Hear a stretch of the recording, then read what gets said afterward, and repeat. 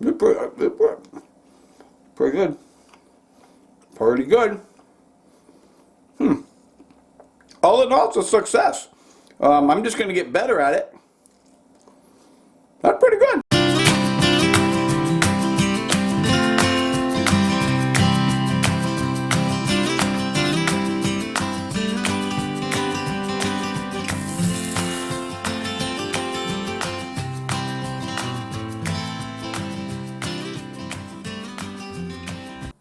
Hey, good morning, guys. Rico here, Rico's Place. Welcome back to the channel. I'm making bread today. I'm making sourdough bread. I'm using my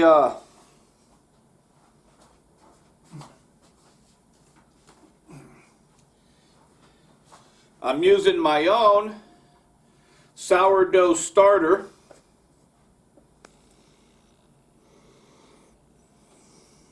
I'm following a recipe my brother's made in Arizona a couple times. I got it all written down. I'm going to look at this periodically so I don't skip a step.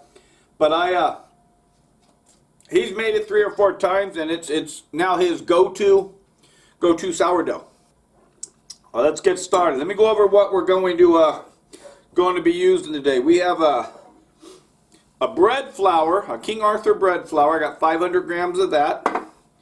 I have 6-7 grams of sea salt, 350 grams of water, and then we're going to use 150 grams of the starter.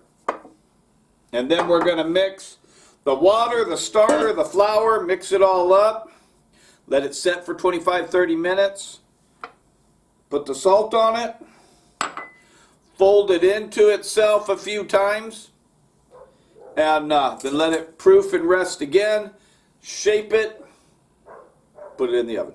First thing we're going to do is we're going to weigh out 150 grams of my starter here.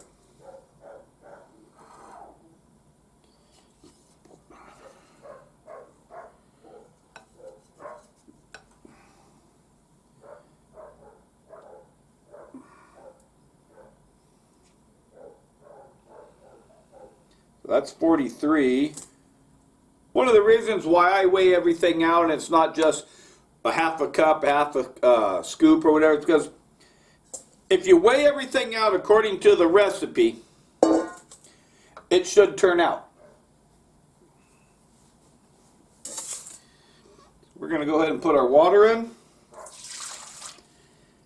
350 grams. We're going to put our starter in. That makes 500 grams of liquid, so to speak, and then we're going to match it with the 500 grams of now, all the videos I've watched and literature I've read, nobody tells you how crappy and how tough it is to work with this starter. It's like wall paste. So what I like to do is I like to get a sink of hot water going. That way when I'm done with stuff, I just go ahead and put it into the hot water and make cleanup a lot easier.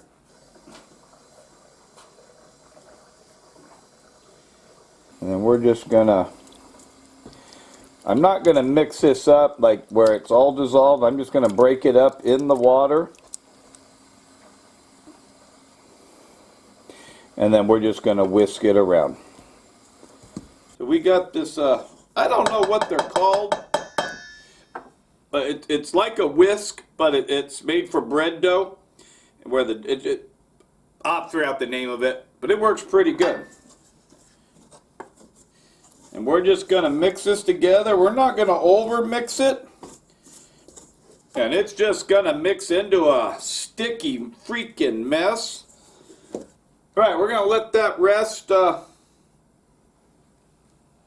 25 minutes. So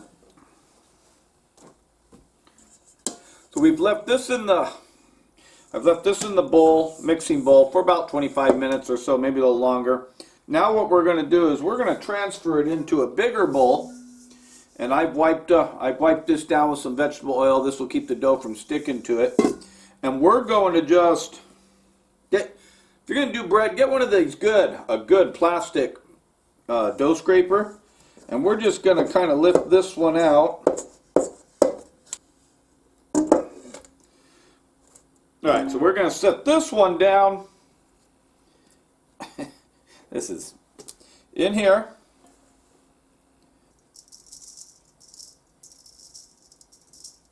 Come on, Mama Cat, you want out? Come on. Get, come on. Go, Mama Cat, go.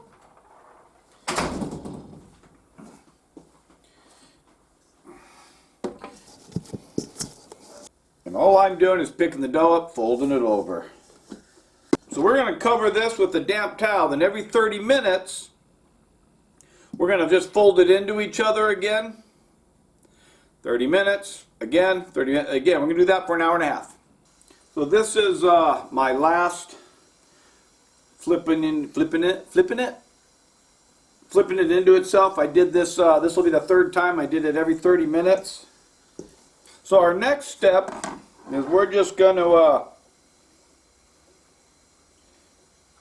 put a little flour on here. We're going to take this.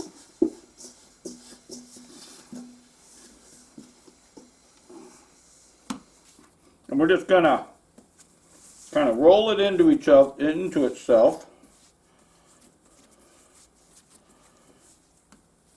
And just tuck it under.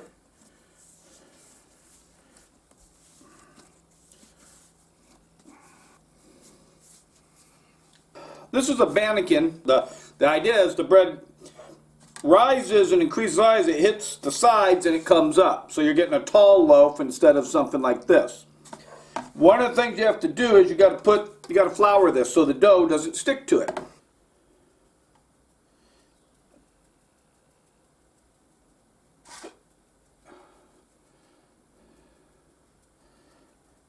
This is the top. We want to put that down in the bannekin.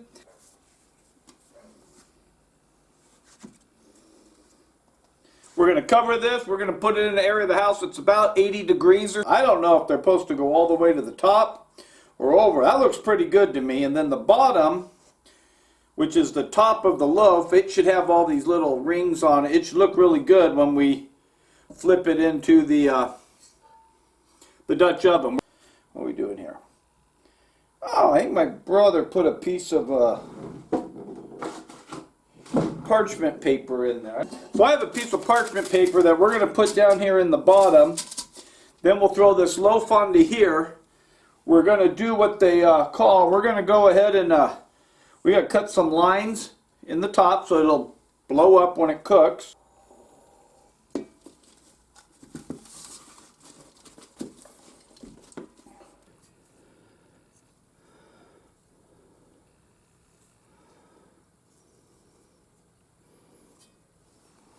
I preheated the oven to 460, 470, probably 460 degrees, I think. We're going to put it in the oven with the lid on. It's going to stay in that temperature for about 20 minutes. Then we're going to lower the temperature to 410. Take the lid off and let it cook for another 20 or 25 minutes.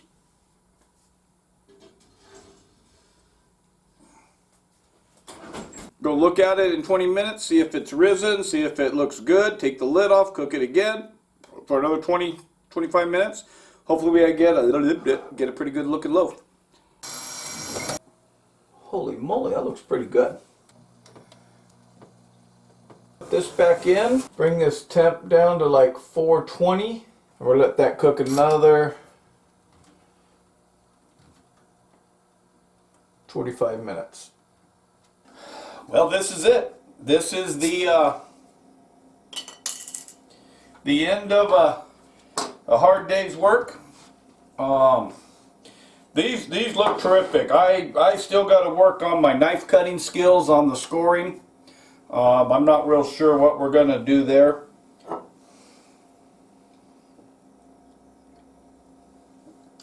Whiskey. Well, that's pretty good. Corona Extra. So what I ended up with, what what I ended up with at the end of the day was we got 2 loaves of sourdough bread. One, kind of the smaller loaf, is made with an all-purpose sourdough starter. That was kind of like my original mother stock one. The second loaf was made with a whole wheat sourdough starter. Now I weighed these 2 loaves, and I don't know if it makes a difference, but the wheat is like heavier. It's a heavier starter, it's thicker, yet that loaf came out lighter. This was like 830 grams. The white was 840. I don't understand that. I don't know if that even makes a difference. They both, sound the same.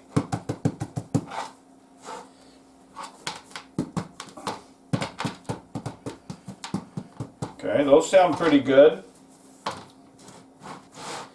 I guess we're just gonna, I'm kind of afraid to cut into them because I don't want to,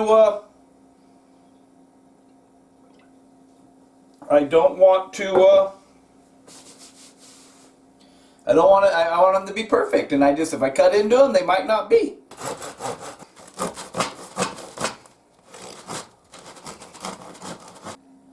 So you can see the holes in it. It's not a bad looking loaf.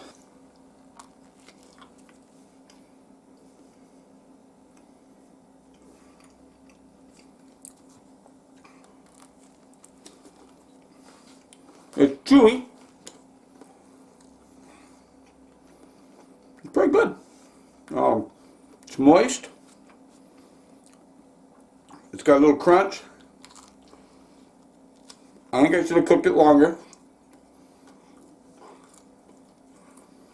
Now, my brother said make toast out of it, and it's really good. So tomorrow for breakfast, I'm going to make toast. This one's not bad. Alright guys, this is Rico the Tie-Dye Cowboy. As usual, I'm wishing you and your family well. Keep on cooking, grilling, and smoking. Salutes, my friends.